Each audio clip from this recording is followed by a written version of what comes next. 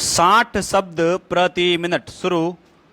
मोहन पटेल बनाम सोहन पटेल के वाद में उच्चतम न्यायालय ने विनिश्चित किया कि प्रधानमंत्री इंदिरा गांधी द्वारा अपने सभी कांग्रेसी सांसदों को संबोधित करते हुए यह पत्र लिखा जाना कि वे व्यक्ति विशेष को ही राष्ट्रपति पद के लिए वोट दें, इस धारा के अधीन अनुचित प्रभाव डालना नहीं कहा जा सकेगा।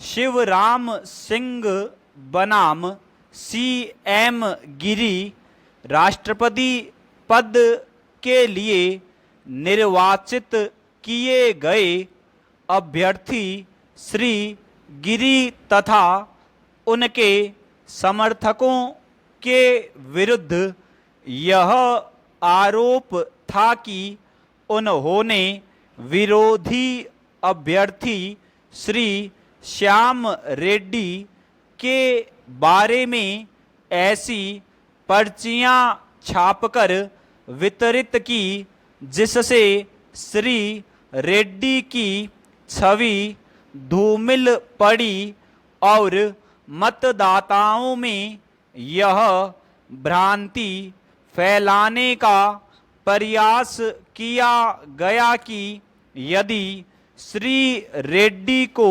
राष्ट्रपति चुना गया तो राष्ट्रपति भवन की गरिमा समाप्त हो जाएगी। इन पर्चियों का मसौदा देश के सभी प्रमुख अखबारों में भी छापा गया, जिसकी लोगों ने आलोचना की। 2 मुस्लिम केंद्रीय मंत्रियों ने भी यह दुष्प्रचार किया कि यदि श्री रेड्डी राष्ट्रपति बने तो मुस्लिम समुदाय के लिए अहितकर होगा। तथापि उच्चतम न्यायालय ने श्री गिरी को निर्दोष घोषित करते हुए अभिकथन किया कि ऐसा कोई प्रमाण नहीं था जिसके आधार पर यह कहा जा सके कि श्री गिरी का पर्चियां छपवाने में कोई हाथ था।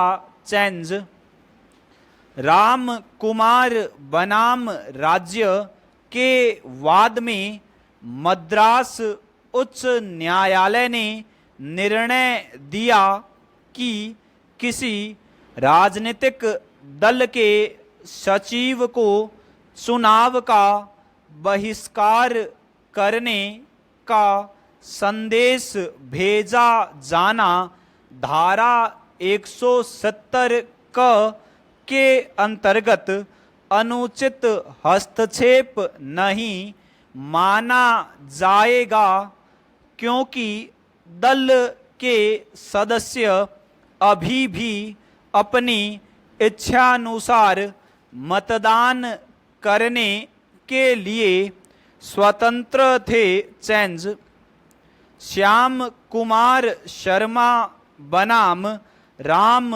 मोहन के मामले में उच्चतम न्यायालय ने अभी निर्धारित किया कि धारा 170 का लागू होने के लिए अभियुक्तों द्वारा मतार्थना के अलावा धारा 170 क या 170 ख में विनिर्दिष्ट बातों में से कुछ किया गया होना आवश्यक है। केवल चुनाव में किसी दल विशेष का प्रचार मात्र इस धारा के अंतर्गत अपराध का सृजन नहीं करता। इस वाद में अल्पसंख्यक आयोग के अध्यक्ष, जो कि उच्चतम न्यायालय के एक सेवानिवृत्त न्यायाधीश थे, द्वारा यदि मतदाताओं से वास्तव में यह अपील की भी गई हो कि वे अमुक अभ्यर्थी के पक्ष में अपना मत दे, तो यह धारा 170 के अंतर्गत अपराध का गठन करने के लिए पर्याप्त नहीं है। यह बात अलग है कि इस मामले में वही अभ्यर्थी चुनाव जीता जिसके समर्थन में अपील की गई थी। स्टॉप।